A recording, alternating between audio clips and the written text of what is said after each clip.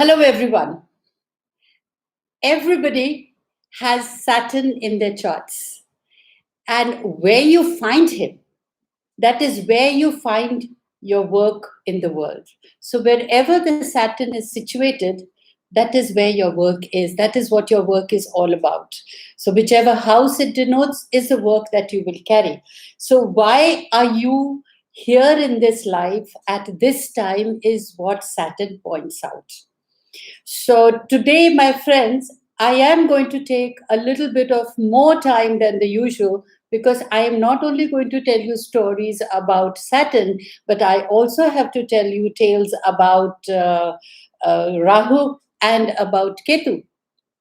So now, where Saturn falls in your astrological chart, that is wherever Saturn was in the sky at the moment you were born, points to your ideal work in the world, your opportunities for mastery, and what you can do to ground yourself when you feel like you're spiraling out of control. Now, this is probably the most important time in your entire lifetime. I'm talking about the adults. Well, this is the year 2020 is so important because it is being ruled by Saturn. So, if we want to come out the other side more empowered, more aware, and more on purpose, then you definitely need to know about your Saturn through your natal charts.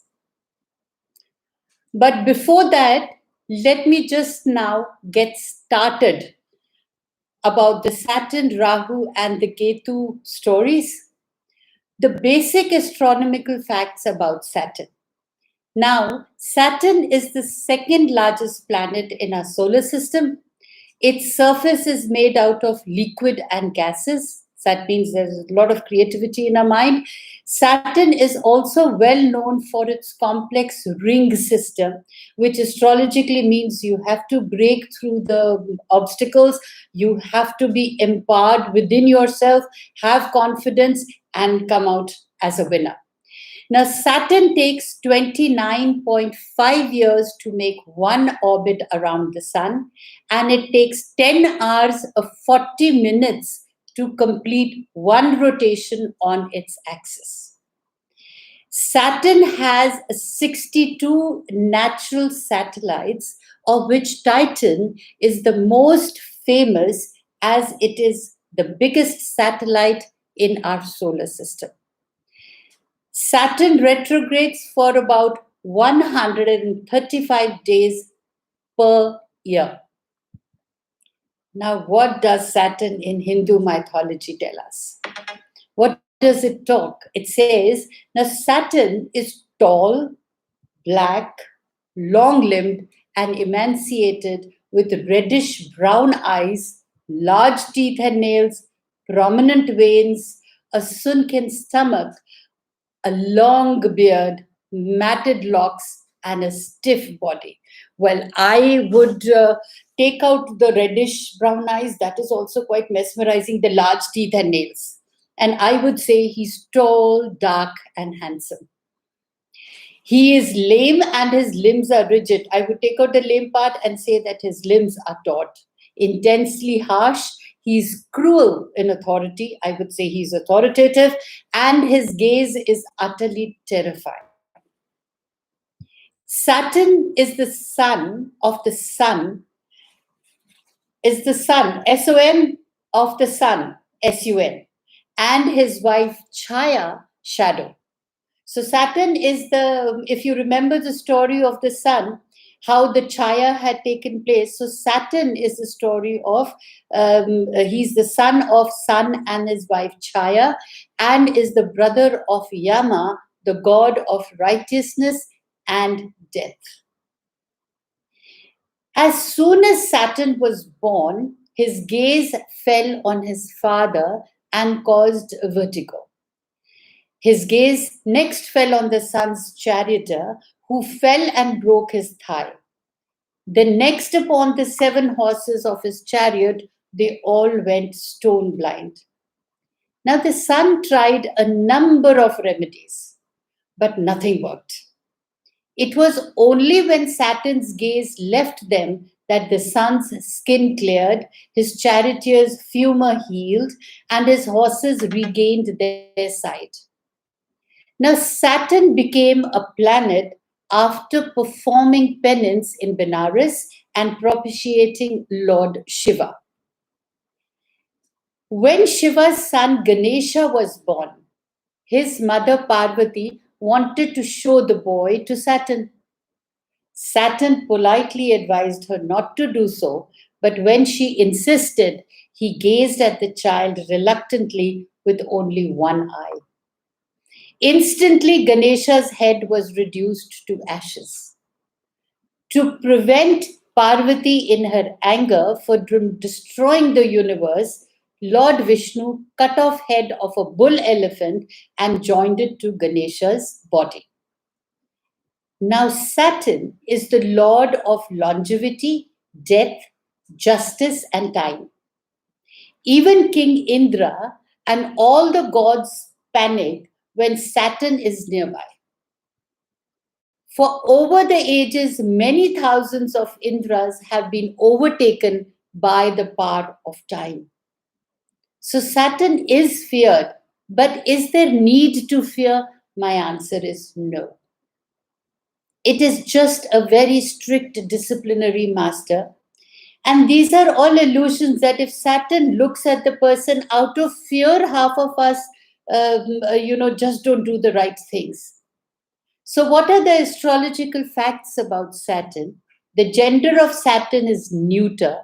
Saturn is the significator of grief and misfortune. Now, this is according to the Vedas. Saturn as a relationship signifies the subordinates.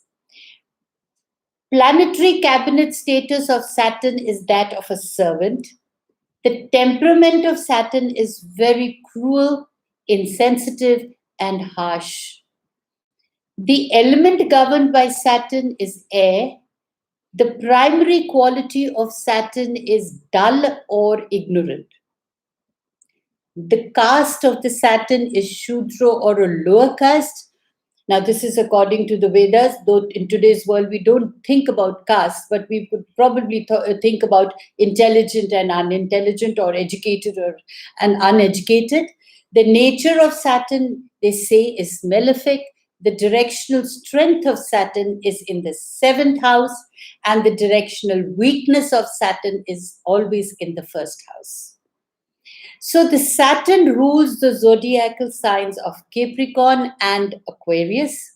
The Saturn rules the house, which is a natural astrological 10th and 11th house. The sign of exaltation of Saturn is in Libra, and the sign of debilitation of Saturn is in Aries. Its detriment or weak sign of Saturn is Leo. Saturn's friends are Mercury and Venus. The enemies are Sun, Moon, and Mars. The Saturn is neutral with the planet Jupiter. Its Mahadasha period is of 19 years. And what are the nakshatras that it rules?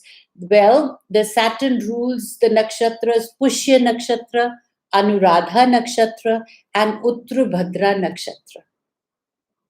The body part that is governed by Saturn are the thighs. The day of the week governed by Saturn is Saturday.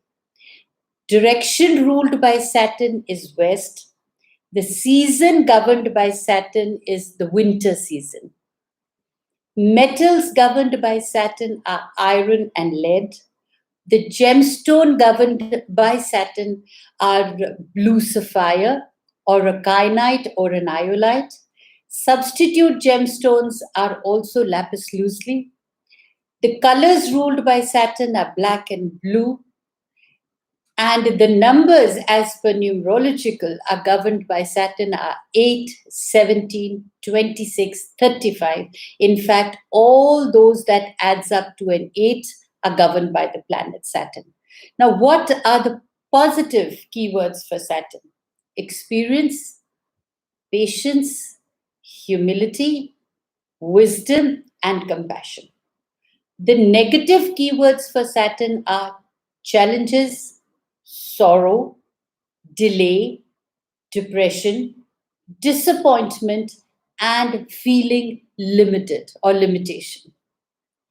Now, what are the body parts or functions and diseases governed by Saturn? Well, the Saturn governs the entire skeletal system, including the teeth and skin disorders, rheumatism, arthritis, osteoporosis, and other bone ailments are caused by Saturn.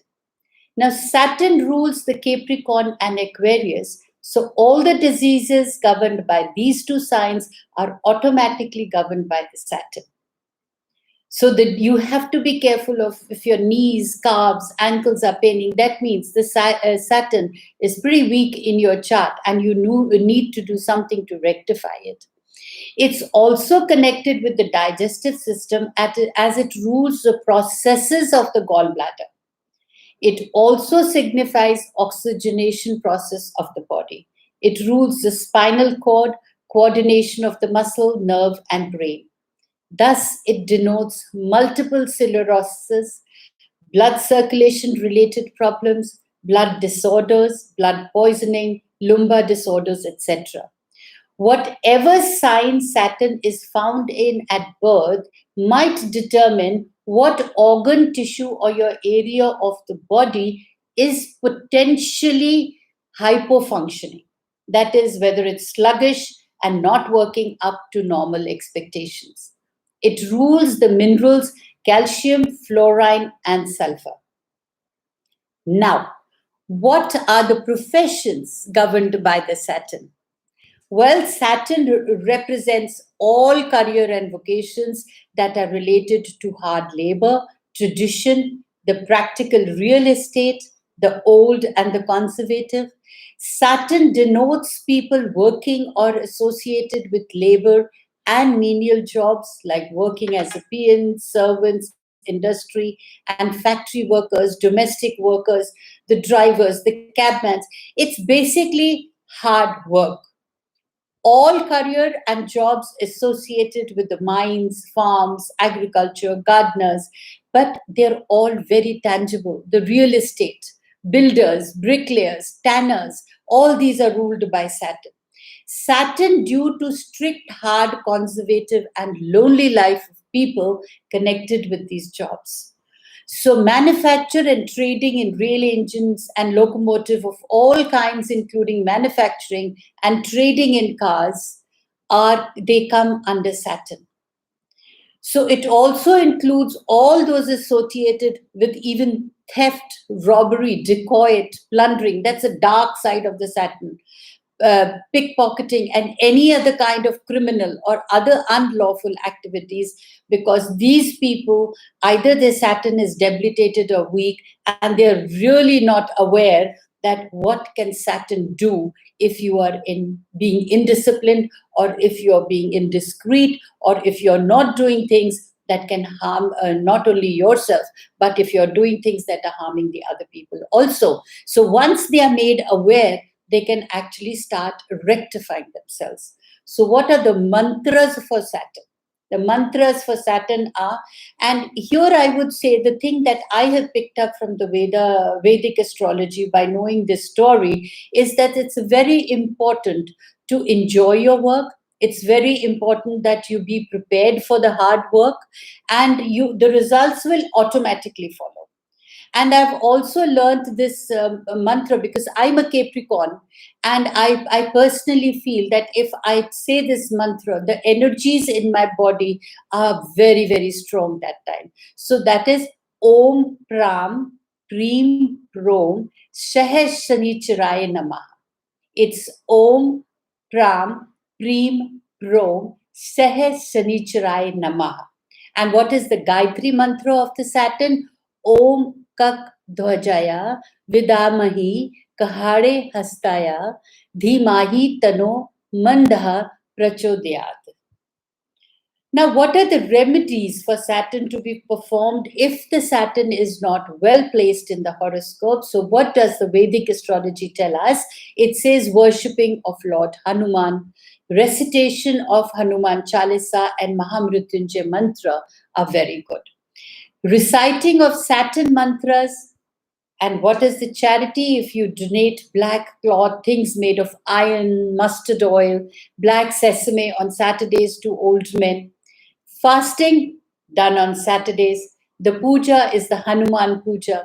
And if you wear a rudraksh, wear a seven mukhi or a seven faced rudraksh, that's very good for the energies of your body.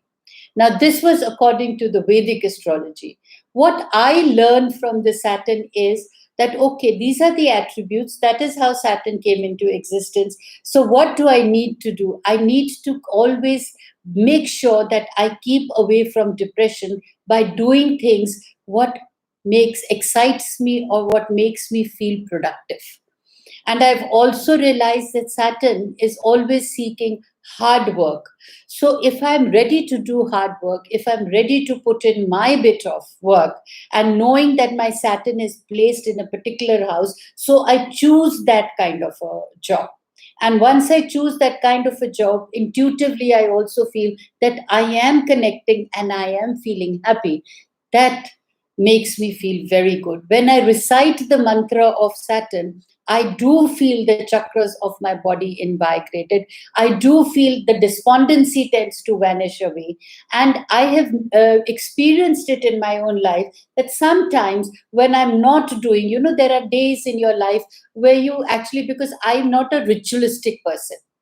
I'm a spiritual person, but not a ritualistic person. And for me, I don't do mantras out of fear. I do mantras because they make me feel happy. But there are times when I'm happy and I don't feel the need to get into the mantras. I have noticed that slightly my energies do start draining, and I realize that my chakras are not being activated fully. So when I'm doing my Saturn mantra, automatically my chakras get invigorated. So this is what I've learned from the Vedic astrology. Now we come to Rahu and Ketu, but before that, let me welcome all of you all and also see what are the questions there for me. So people have asked, somebody's asked, are my prediction based on moon sign or sun sign? Well, to be honest, I do a combination of both the solar and the lunar energies, because we do have 15 days of the lunar, and of course the sun sign is always there. So I inculcate the emotional part of it with the IQ too. Okay, then somebody's asked for red Tulum Rashi. Okay, and okay, somebody's asked, I bless wholeheartedly to your son who's released his new song, and I wish him all the luck in life. And then we have, thank you for all your compliments. And my main intention is that we should be enjoying this lockup period. And that's how I got along with the stories of the planets, because it's very important to know from where the Vedic planets emerged, what was the story behind it, and how are our series made even on the television. And frankly speaking, stories like I learned in my childhood, what moral science was all about. It was about stories, and we learned what was right and what was wrong. And then it was up to us, how much do we take? Okay, then somebody's asked about the Rahu Mahadasha. Well, I'll be talking about Rahu. Then, okay, then oh, well, somebody's asked about another. How about Om Sham Shanicharai Namaha is also brilliant. See, whatever gives you happiness, whatever makes you feel charged is what you should be doing. Okay, now I am coming to Rahu and Ketu. The basic astronomical facts about Rahu and Ketu are that Rahu and Ketu denote the 2 points of intersection of the paths of the sun and the moon as they move around the celestial sphere. Therefore, Rahu and Ketu are respectively called the north and the south lunar nodes. the fact that eclipses occur when sun and moon are at one of these points give rise to the myth of the swallowing of the sun. The Rahu and Ketu in Hindu mythology, well, the Rahu is the son of Viprachiti and his wife Shimika, the sister of Prahlada, the devotee of Lord Vishnu. Now, Ketu is the disembodied body of which Rahu is the head. The demigods or the devas were losing their glory and power due to a curse by sage Durvasas. The king of the devas, the mighty Indra, had lost his kingdom, the heaven to the asuras or the devils. Now the devas approached the Supreme Father and the creator of the universe, Lord Brahma, for help, who guided them to Lord Vishnu, the preserver of the universe. Now, Lord Vishnu made a plan and suggested the devas to approach the asuras and ask them for their cooperation in churning the mighty ocean to obtain the Amrita, the nectar of immortality, which the devas and asuras could divide among themselves and become immortal.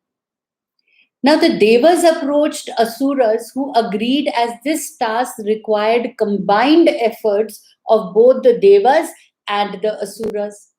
They started churning using Mount Mandara as a rod and the serpent Vasuki as the rope. Now, Lord Vishnu incarnated as a tortoise to hold up the mountain on his back. As the churning of the ocean started, several things emerged as a result, starting with poison, that is halhala, which threatened to destroy all the universe, but Lord Shiva kept it in his throat without swallowing it. Then Kamadhenu, the wish-fulfilling cow, celestial horse, it's little difficult to pronounce, but I will try it. It is called as Uchai Shravas Aravata, the celestial elephant, the Kaustubha gem, the Parijatka, that is the wish-fulfilling tree, the Apsaras, the beautiful celestials, maids, Lakshmi, the goddess of prosperity, Varuni, the goddess of liquor, appeared one by one out of that manthan. Finally, Dhanvantri, the god of medicine, appeared holding the pot of Amrit. The Asuras forcefully snatched it and refused to give it to the Devas.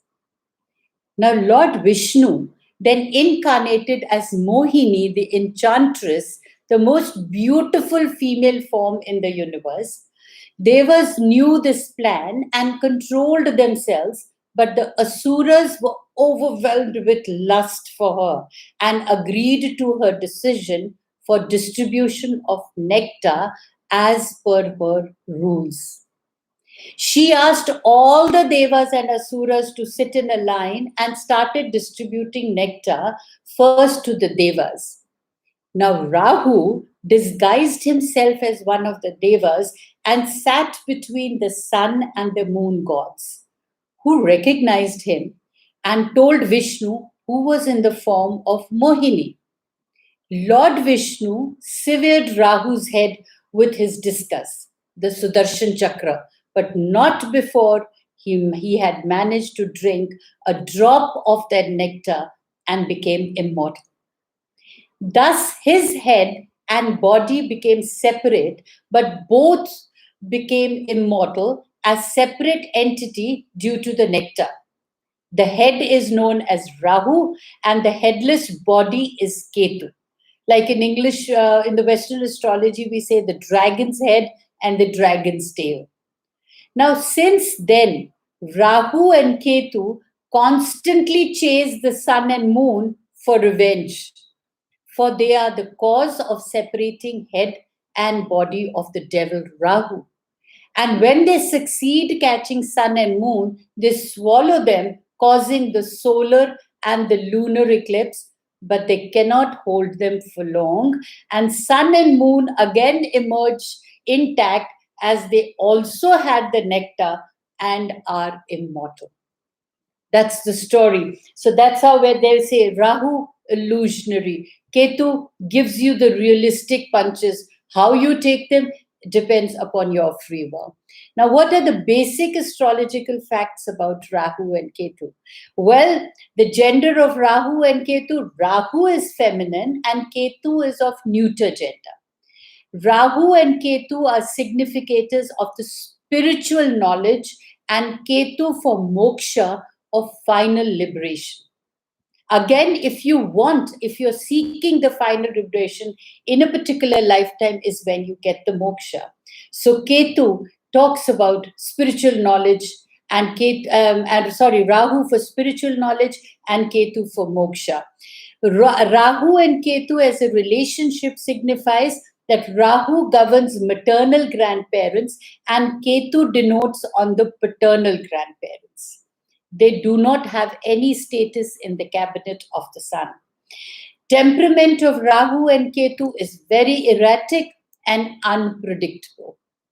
The element governed by Rahu and Ketu belongs to the air element, and Ketu belongs to the fire element. So the primary quality of Rahu and Ketu is either dull or ignorant. So the caste of the Rahu and Ketu, outcast, not fit to be part of the normal society. So the nature of Rahu and Ketu, as we all know, they call it malefic. Rahu and Ketu rules the zodiacal signs. They do not have rulership of any zodiac signs. The sign of exaltation of Rahu is in Taurus. The sign of exaltation of Ketu is in Scorpio. The sign of debilitation of Rahu is in Scorpio, and the debilitation of Ketu is in Taurus. So Rahu and Ketu's friends become Venus, Mars, and Saturn. Rahu's and Ketu's enemies are the sun and the moon. Rahu and Ketu is neutral with Jupiter and Mercury. Rahu's Mahadasha period is for 18 years. Ketu's Mahadasha period is for 7 years. The nakshatras or the lunar mansions governed by Rahu are the Ardra Nakshatra, Swati Nakshatra, and Shatabhisha Nakshatra. But the nakshatras ruled by Ketu are Ashwini Nakshatra, Magha Nakshatra, and the Mula Nakshatra. The direction ruled by Rahu and Ketu are southwest. The metals governed by Rahu and Ketu are lead. The gemstones governed by Rahu are Hessonite or Gomed. The substitute gemstones are agate. Gemstones governed by Ketu are cat's eye. The substitute gemstones are turquoise. The colors are usually black and gray or dark shades. The numbers that are governed by Rahu, just hold on, numbers are this 4, 13, 22, 31, all that add up to a 4. Now Rahu is opposite of Sun. Sun is 1, 10, 19, 28. The opposite Rahu is 4, 13, 22, 31. Why am I saying opposite? Because both the numbers 1, 10, 19, 28 or 4, 13, 22, 31 or the day according, just allotted to this to Rahu temporarily is Sunday. And for Sun also it's Sunday.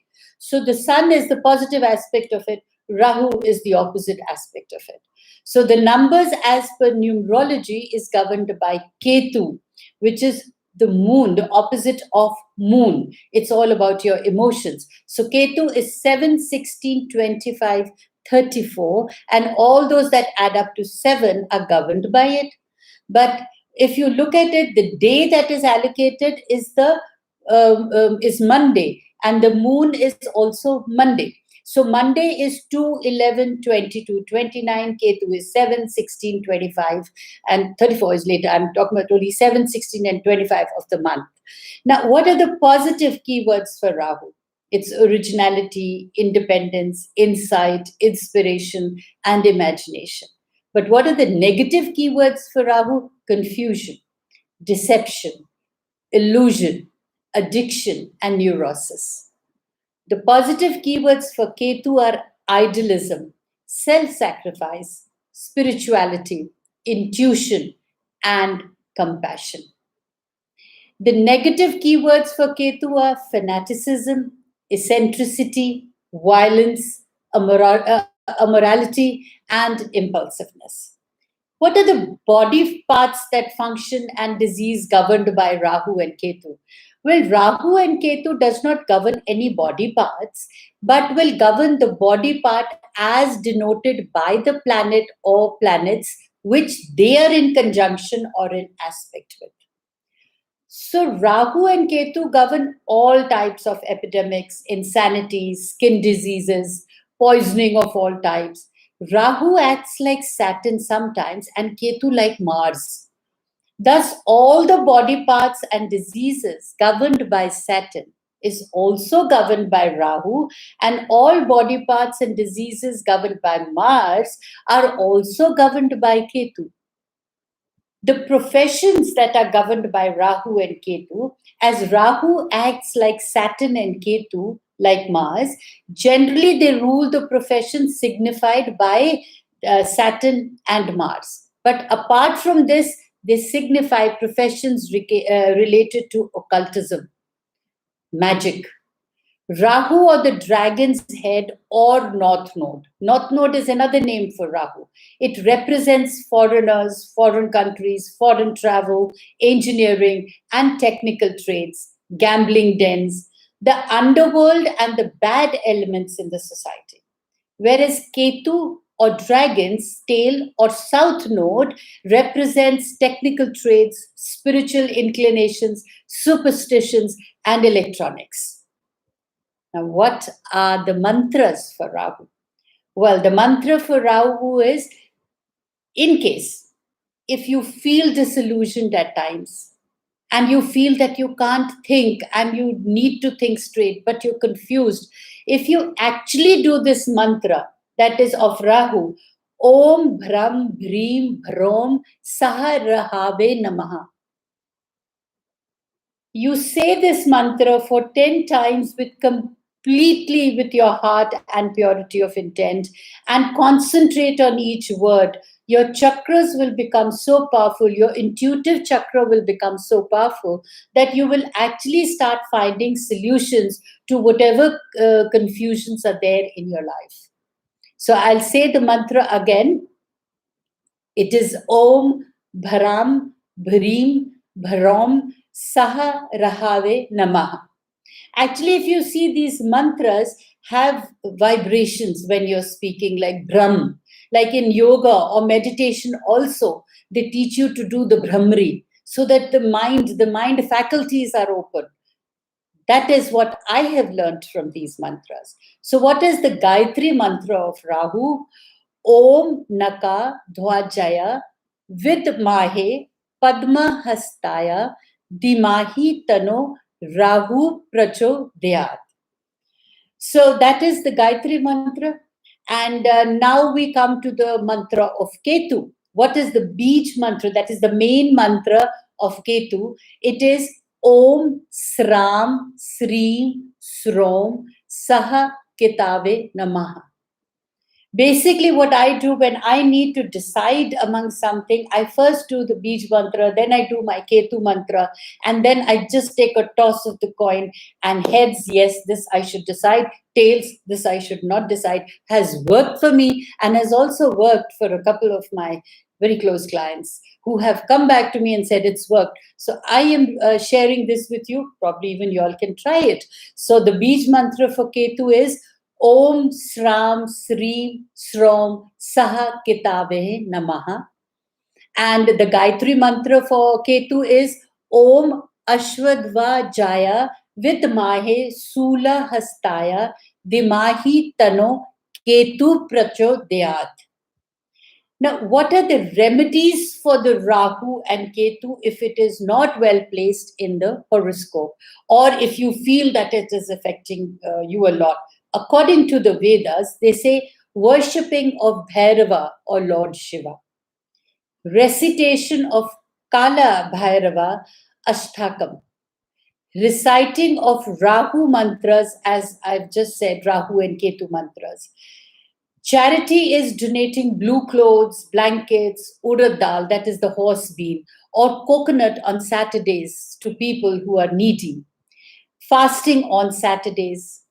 The puja can be of the Mahakal. The Rudraksh wearing eight-faced Rudraksh does wonders. Now, sorry, this was for Rahu. I'm going to come to the remedies of the Ketu also. Worshipping Lord Ganesha. So for Rahu, we worship Lord Shiva. For Ketu, we worship Lord Ganesha. The recitation of Ganesha Dwada Sanama Satotra is good when we are doing Ketu, though I do only the Bij mantra of Ketu. Charity is donate brown clothes, a blanket, black mustard seeds to beggars, and feed black dog on Thursdays. Fasting can be done on Thursdays. The puja is the Ganesha puja. Rudraksh, if you wear the 9-mukhi Rudraksh, that is very good for Ketu, whereas the 8-mukhi Rudraksh is very, very good for the Rahu. I'm sorry about that phone. But anyway, so this is where we end the Rahu and Ketu. Let me just answer some of your questions before I wind up. Well, one of them has said, does it make any difference of prediction in natal chart and Navamsa chart? Well, according to my learnings, no, it does not make. Whatever is applicable to an individual is applicable, whether you do it from the natal chart or whether you do it from the Navamsa chart. It all depends upon the astrologer who's applying the placement of the planets to you. 1 second, please. Okay. Now, another thing is which chakra rules Shani, Rahu, and Ketu in the body. Actually, Rahu and Ketu or Saturn, they can have an effect on all your chakras. But basically, what my learnings have told me is your intuitive powers tend to get weak. When intuitive powers tend to get weak, you don't listen to your sixth sense. And what happens during that time is that you tend to get confused. That is where, when we do the mantras, what I have told you about helps you into strengthening your intuitive power, strengthening your solar plexus. And once the solar plexus are empowered, again, your intuitions become sharper and you'll be able to, decipher. You will not be illusioned or confused anymore. The clarity of thoughts will come. Okay. Somebody has asked that root chakra is ruled by Saturn. Yes, definitely ruled by Saturn. And okay, then how the chakras rule. The chakras never rule. The chakras are basically, they have to be clutter free. They get cluttered in between. You have to again strengthen your chakras, all the 7 chakras. So the 7 chakras can also be cleansed while you do your lymph gland exercises, and they can also be cleansed when you sit down for meditation and visualize them. And I have noticed that when I do the Saturn Bij mantra or the Rahu Bij mantra or the Ketu Bij mantra, my chakras are invariably very cleansed. So once the chakras are cleansed, you will see the strength of your body very, very good. Okay, now since we've come to the end of our time, I want you all to understand that mindfulness absolutely helps with reducing anger and getting control of it. Now, this is all in regards to the Saturn and the Rahu and Ketu. One of the most basic, most profound mindfulness exercise is to simply watch your thoughts. There are so many thoughts going on in our heads every day, and sometimes we can get stuck in certain patterns and loops. When we get angry, our minds get trapped in one of these loops. It goes round and round as we get more and more enraged about whatever made us angry. Unfortunately, anger feeding on anger only makes us more angry. That is where mindfulness can help. Being mindful of your planets, practicing mindfulness or meditation for a very wee bit while, like let's say 5 minutes, 10 minutes is enough.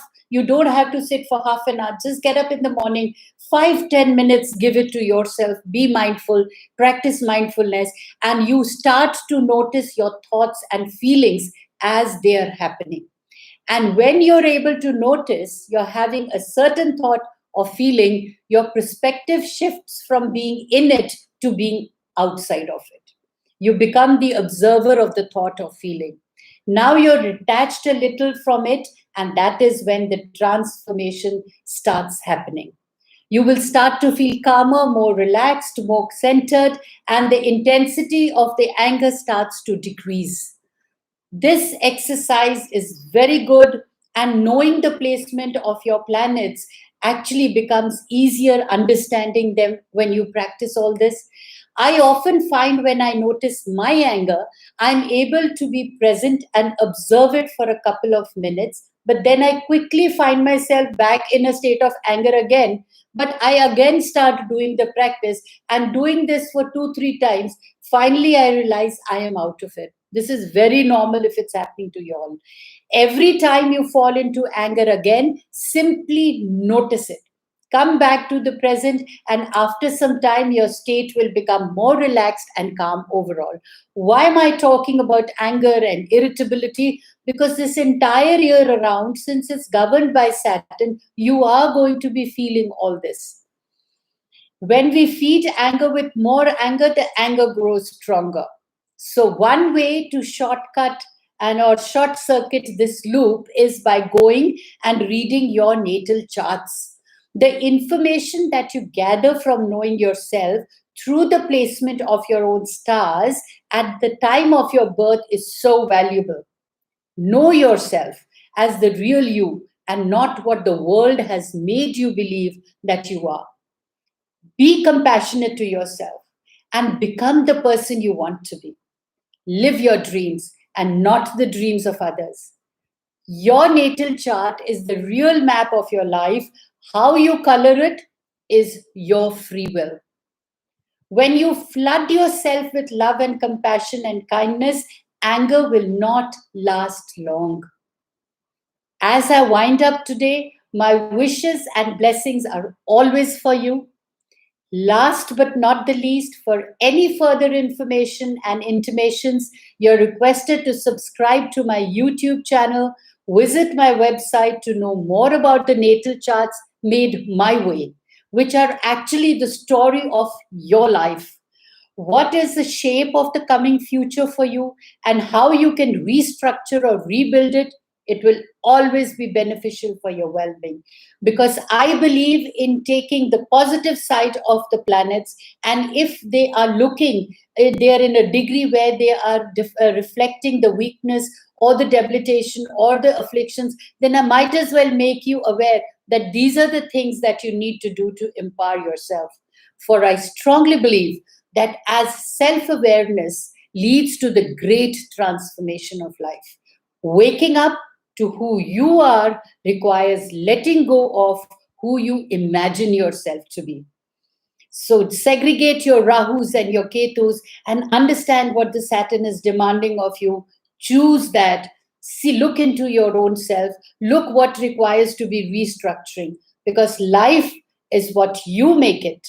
Change your attitude and you change your altitude. Do follow my formula of PNT plus HE into PNT is equal to HWH, which means potential and talents plus human energy into positive thinking is equal to health, wealth, and happiness. So, till we connect again through my YouTubes, stay blessed and God bless you all always.